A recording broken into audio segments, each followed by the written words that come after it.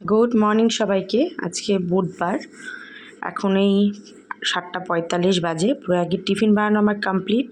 বানিয়েছি স্যান্ডউইচ, আরও খেয়ে যাবে কর্নফ্লেক্স। আজকে সকালে স্কুল থেকে আসার পথে ভাবছিলাম যে বাজার যাবো কি যাবো না, দমনা করছিলাম। তো ভাবছিলাম যাই একটু মাছ নিয়ে আসি। তা গিয়ে মাছ নিয়ে এলাম। যাবতীয় একটু টুকিটাকি সবজি হয় না, মাছের মুরগি, একটু বাঁধাকপি খাবো, পেঁয়াজ করি টুকি। এবার আমি আসলাম, তারপরে মানে বাবার সাথে আমার দেখা হয়নি, বাবা অলরেডি বাজারে নাকি চলে গেছে। এবার আমি মাছ নিয়ে এসি, তার সাথে বাবাও মাছ নিয়ে আসছে। দেখো কত মাছ হয়েছে আজকে।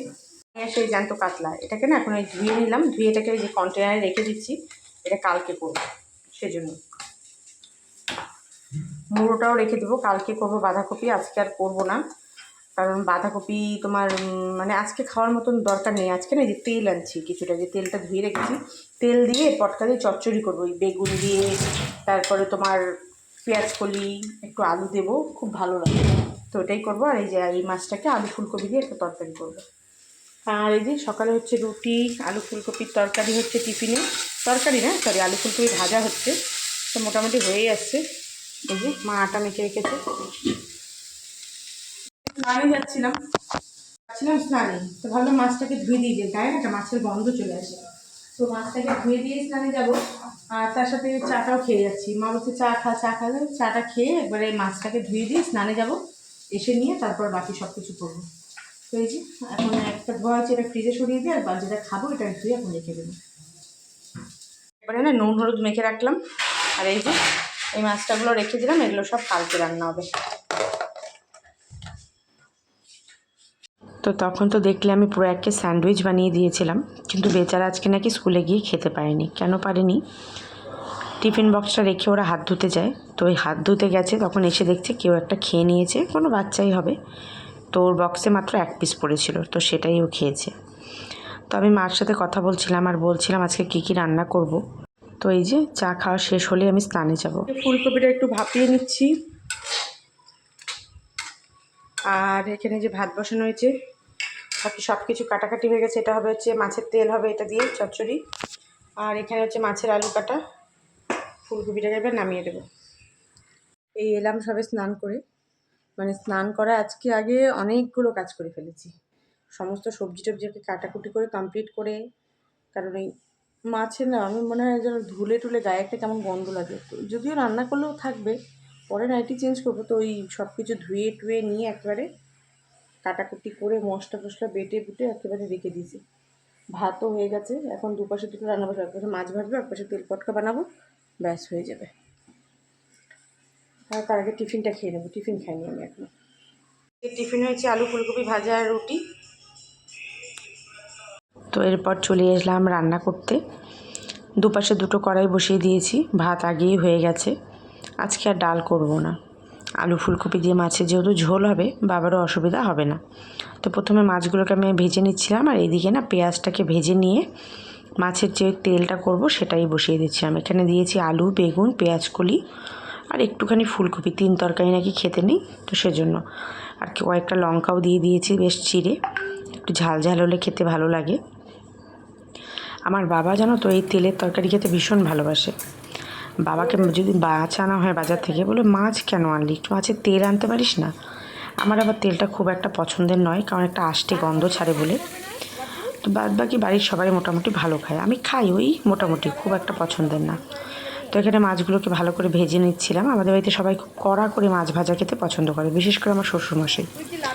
একটু মাছটা যদি হালকা ভাজা হয় পছন্দ হয় না, বলে কাঁচা কাঁচা আছে। সেজন্য ভালো করে মাছগুলো ভেজে নিয়ে বানাচ্ছি তরকারি। তো অনেকগুলো মাছ ভাজা বাকি আছে এখনও।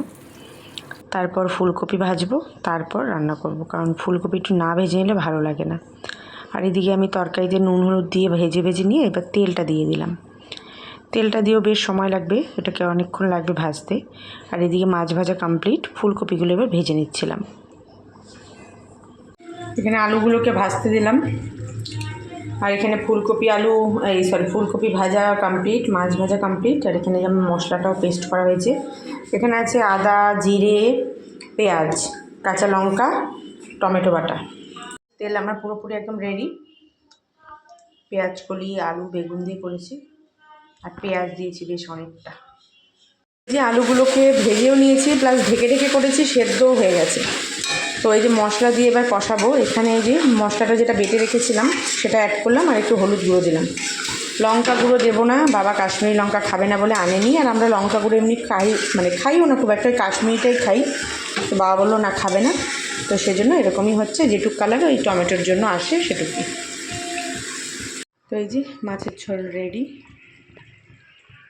নামিয়ে দেবো এবার। মাছ দিয়ে দেওয়া হয়েছে, মাছ দিয়ে ফুটছে, একটু নামিয়ে দেবো এখন। এই যে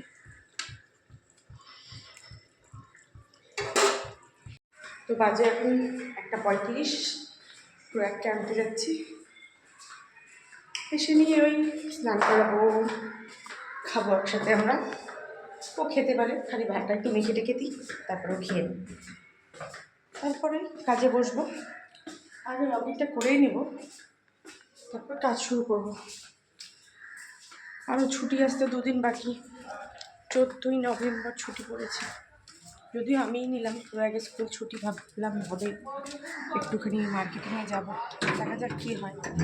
তো রোজকার মতো প্রয়াগকে স্কুল থেকে নিয়ে এসে আমরা বসে গেছিলাম খেতে। ওকে স্নান করালাম, আর এদিকে আমি লগ ইনও করে ফেলেছিলাম। খেতে বসে গেছিলাম এই যে তেলের তরকারি আর মাছের ঝোল দিয়ে। তারপর আর সেভাবে ভিডিও করা হয়নি। এখন হচ্ছে সন্ধেবেলা, চা বানিয়েছি, চাটাকে ঢেকে রেখে এবার স্যান্ডউইচ বানাচ্ছি। সকালে কিছু ব্রেড ছিল, আরেকটা ব্রেড আনা হলো।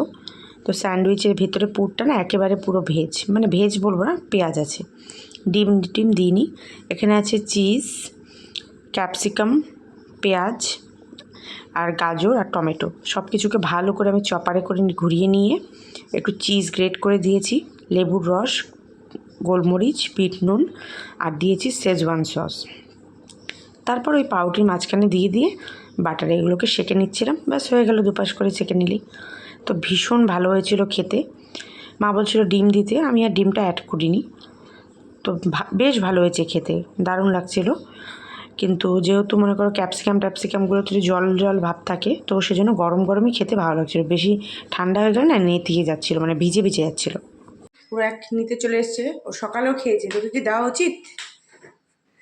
আর এটা হচ্ছে আমার মায়েদেরটা দিয়ে দিলাম। ওই যে তো ওই যে বানিয়ে নিলাম স্যান্ডউইচ আর চা। এবার খেতে খেতে কাজে বসবো, তার সাথে প্রয়াগকে আজকে পড়াতে হবে, কারণ কালকে প্রয়াগের ইংলিশ টেস্ট। তো ইংলিশটা নিয়ে যদিও কোনো এতটা চাপ খায় নাও, মানে ঠিকঠাক, তবু পড়াতে তো অবশ্যই হবে। তো এখন বসবো। তো আমি প্রয়াগকে লিখতে দিচ্ছিলাম ইংলিশগুলো, ততক্ষণের মধ্যে একটা ক্রাফট বানাচ্ছিল, 3D পেন্টিং। ওদের এই যে তরোয়াল বানিয়েছে একটা, পরে না এটার কাভারও বানিয়েছিল। তো সেটা ভিডিওটা আমার আজকে করা হয়নি। খুব সুন্দর হয়েছে, ওর এগুলোর প্রতি ভীষণ ন্যাক। তো আমি বলছিলাম তাই ভালো হয়েছে, এবার এসে লিখতে বস। তারপর ওকে পড়ানোর পরে 9:30টার সময় আমাদের ব্রেক হয়, লাঞ্চ ব্রেক। সেই সময়টা খেতে বসে গেছিলাম মাছের ঝোল আর ভাত। তারপর না ভিডিওটাকে আর শেষ করা হয়নি। তো এটা হচ্ছে আজকে সকালের ভিডিও। প্রয়াগকে আমি টিফিনে আজকে দিয়েছিলাম ম্যাগি আর কেক আর কমলালেবু। কেক আর কমলালেবুটা বলেছিলাম স্ন্যাক্স ব্রেকে খেয়ে নিতে। লাঞ্চের জন্য দিয়েছিলাম ম্যাগিটা, এর মধ্যে অনেক ভেজিটেবলস ছিল, বিট, গাজর, ফুলকপি, বাঁধাকপি, ক্যাপসিকাম, বিনস, পেঁয়াজ, সব কিছু দিয়ে ফ্রাই করে দিয়েছিলাম। বেশ ভালো করে খেয়ে একদম বাটি পরিষ্কার করে নিয়ে এসছে। মেন আমার মোটিভ ছিল বিটটাকে খাওয়ানো, তো সেটাও খুব ভালো মতো খেয়েছে। আর ওর নাকি ভীষণ ভালো লেগেছে, আমাকে বলছে আরেকদিন বানিয়ে দিও। আর এই দেখো আজকে সকালটা আমাদের এখানে দেখতে পাচ্ছ, কুয়াশা কুয়াশা কীরকম। তো রোদটাও উঠেছে বেশ ভালো। তো যাই হোক, ভিডিওটাকে আজকে এখানেই শেষ করছি। ভালো লাগলে অবশ্যই লাইক করো। দেখা হবে আবারও নতুন ব্লগে। টাটা।